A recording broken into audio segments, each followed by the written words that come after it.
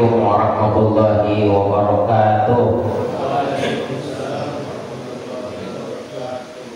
Alhamdulillahilladzi bi ni'matihi tatimmus shalihat. Asyhadu an la ilaha illallah wahdahu la syarika lah wa asyhadu anna sayyidana Muhammadan abduhu wa rasuluh. Allahumma shalli ala sayyidina Muhammadin wa ala alihi wa ashabihi ajma'in. Amma ba'du.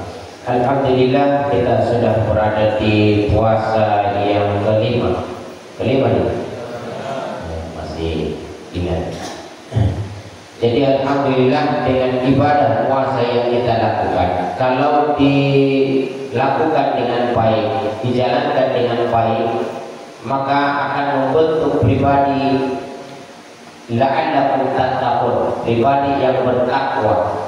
Pribadi yang bertakwa dalam kitab Riyadhus Shalihin dijelaskan bahwa imtizalul awamirillah wa jitinabu nawahi, melaksanakan perintah Allah. Orang yang bertakwa itu adalah orang yang senantiasa melaksanakan perintah Allah dan menjauhi larangan Allah Subhanahu wa taala. Dalam artian bahwa orang yang bertakwa itu adalah orang yang sami'na wa ata'na, orang yang rajin.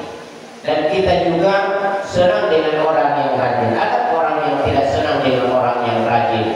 Orang yang ketika disuruh maka dia adalah orang yang penurut.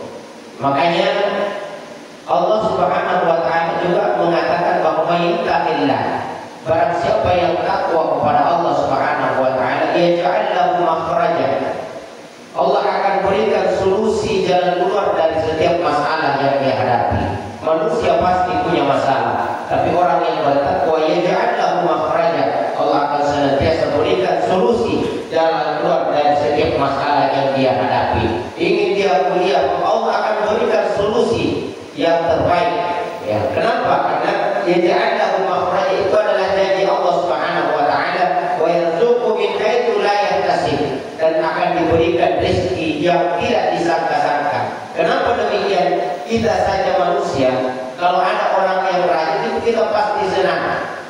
Ketika ada makanan, maka kita akan senang berbagi dengan orang yang rajin. Tetapi kalau ada santri misalkan yang malas disuruh, begitu ada makanan, ya mending makanan itu basi daripada yang mau kita bagi ke mereka. Kenapa?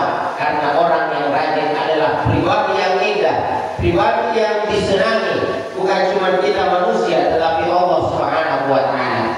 Ada satu cerita, ternyata suatu ketika ayam itu ketika bertelur, dia kaget melihat telurnya. Kenapa telur saya ini, anak saya ini bulat-bulat, beda dengan mamanya yang cantik, yang punya mata. Sementara ayam itu ketika melahirkan itu tidak ada matanya, tidak ada kepalanya, mana kakinya. Akhirnya dia berkata, ya Allah, ya kenapa begini? Apa kata Allah? Wahai ayam, sabar.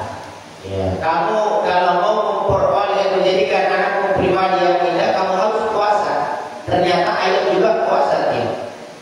Berapa hari puasanya ayam? Ternyata ayam itu puasa ya selama 20 hari. Itu kalau ayam kampung. Kalau ayam kampung itu 30 hari. Jadi ternyata ayam itu puasa juga. Dengan puasa yang dilakukan selama 20 hari, 30 hari, ya tidak makan, tidak minum. Jadi ternyata ayam itu kalau puasa betul. Kalau dia sudah mengeram, ayam itu kalau sudah mengeram, kalau dia sering turun, maka yang ada adalah telurnya itu tidak akan menetas. Ya, makanya itu kalau puasa betul. Naik ayam jantan tidak mau tergoda ayamnya. Kenapa? Sedang puasa. Sehingga ketika tiba masanya telurnya akan menetas dan melahirkan pribadi yang lengkap. Ada matanya, ada kepalanya, ada kakinya. Kenapa?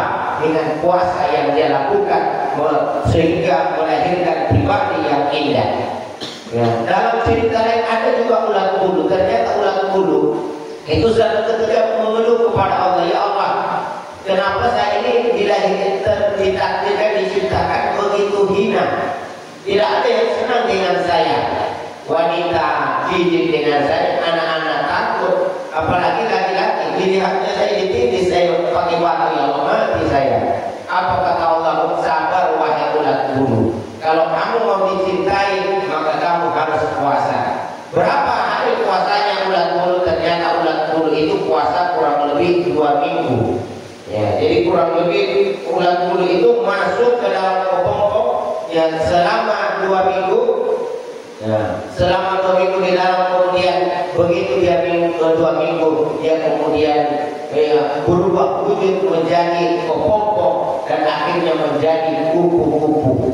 Ya, kalau sudah jadi kupu-kupu, siapa yang tidak senang dengan kupu-kupu? Anak-anak senang, ya orang tua senang, perempuan senang. Kenapa?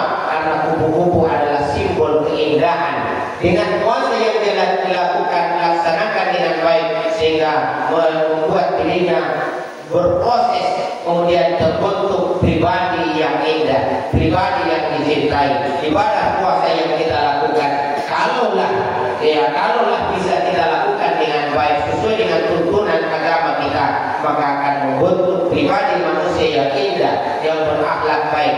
Ketika kita sedang berpuasa, kata Nabi, dan datang orang mengajak untuk bertengkar, maka katakanlah inni shaim, saya sedang berpuasa. Ketika kita sedang bercerita dan hendak terucap kata-kata bohong, maka kita jadi ingat saya sedang berpuasa. Puasa melatih kita untuk membiasakan diri dengan sesuatu yang baik, sehingga wajar kalau Allah Subhanahu wa taala memberikan jaminan barang siapa yang bertakwa kepada Allah, maka yaj'allahu makhraja.